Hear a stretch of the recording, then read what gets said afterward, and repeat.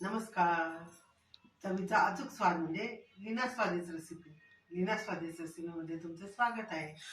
आज मी तुम्हाला झटपट होणारा नाश्त्याचा पदार्थ दाखवणार आहे. त्यासाठी आपल्याला काय काय साहित्य लागतं ते बघूया आपण. नेहमी आपण पोहे खातो, उपमा खातो, नंतर इडली डोसे खातो, पण हे आपल्याला झटपट मुलांनी सांगितलं भूक लागली तर आपण पटकन करू शकतो असा हा नाश्त्याचा पदार्थ आहे. त्यासाठी काय काय लागतं ते आपण बघूया. त्यासाठी आपल्याला पातळ पोहे घ्यायचे आहेत, कोथिंबीर, कांदा, तिखट, मीठ आणि तेल हे सगळं आपल्याला लागणार आहे. आणि शेंगदाणे. हा पदार्थ वराडात केला जातो नागपूर साईडला. आता आपण गॅस पेटवून घेऊया. हे पोहे आपल्याला मंद आचेवरती भाजून घ्यायचे कुरकुरीत होईस्तोपर्यंत. आपली कढई तापते म्हणून मी जरा मोठा गॅस केला आहे. नंतर मी हा गॅस मंद करणार आहे.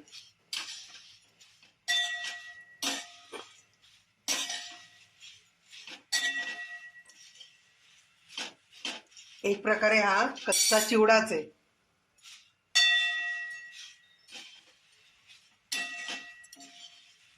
असं कुरकुरीत खमंग पोहे भाजून घ्यायचे.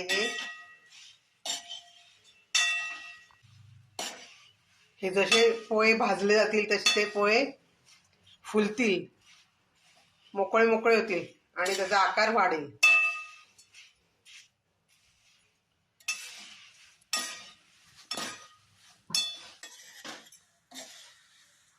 आता आपले पोहे हे भाजत आले आहे आणि हे पोहे भाजताना मंद आचेवरच भाजायचे. मोठा गॅस करून भाजले तर ते सगळे चिरमटून जातात आणि खाली जळून जातील, म्हणून आपण हे मंद आचेवरतीच भाजायचे. आता असा हा आवाज यायला लागला कुरकुरीत की मग आपण आता गॅस बंद करून द्यायचा.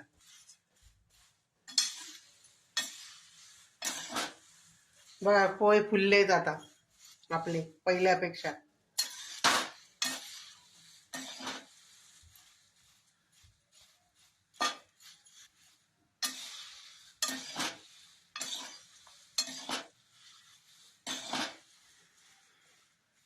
आता आपण गॅस बंद करून घेऊ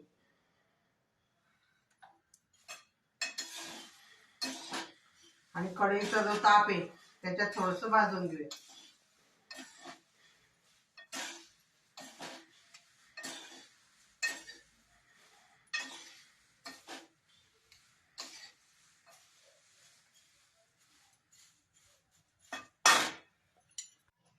आता आपण त्याच्यात तेल टाकूया. असं वरतूनच तेल टाकायचं, फोडणी वगैरे काहीच करायची नाही.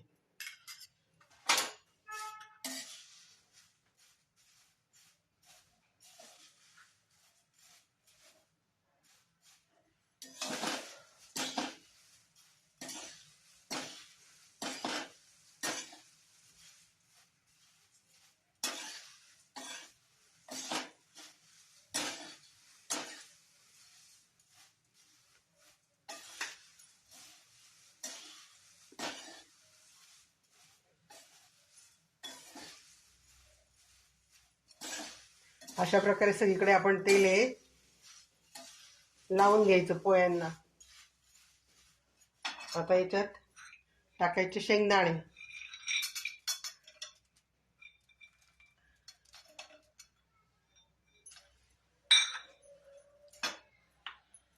मीठ टाकायचं,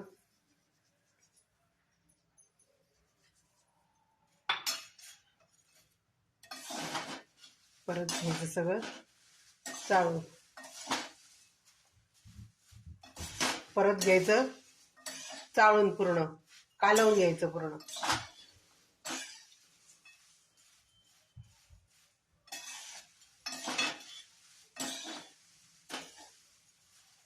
आणि आता टाकायचं तिखट.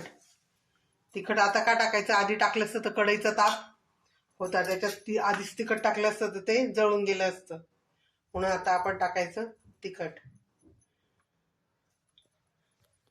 चवीप्रमाणे. तुम्हाला जसं लागतं तिखट, कमी तिखट त्याप्रमाणे टाकायचं.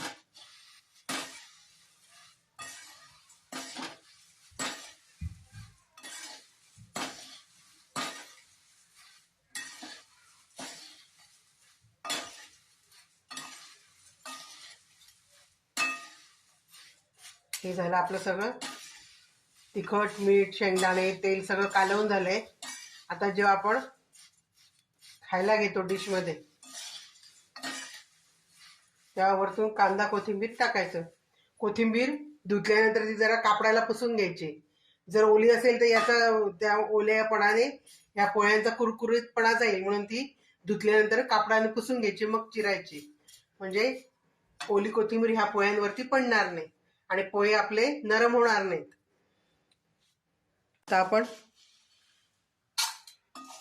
खाण्यासाठी घेऊया. त्याच्यावर मस्तपैकी कांदा टाकूया,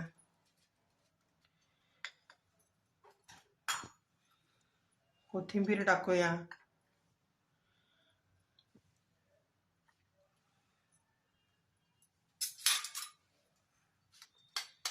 झाले आता खाण्यासारखे.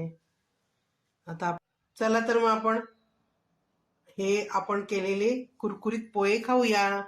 ही माझी रेसिपी केलेली तुम्हाला कशी वाटली हे मला कमेंटमध्ये सांगा. आणि तुम्ही ही रेसिपी करून बघा. तुम्ही करतात का हे पण मला सांगा. माझ्या चॅनलला लाईक करा, शेअर करा आणि सबस्क्राईब करा. सबस्क्राईब केलं नसेल तर आवर्जून करा, कारण की तुम्हाला ह्या माझ्या अशा छोट्या मोठ्या रेसिपीज बघायला मिळतील. आणि बेल आयकॉनचं बटन पण दाबा, म्हणजे तुम्हाला माझ्या पुढच्या येणाऱ्या पण रेसिपी बघायला मिळतील आणि आधीच्या पण बघायला मिळतील. Bye bye. आता आपण परत भेटू अशाच रेसिपींसाठी.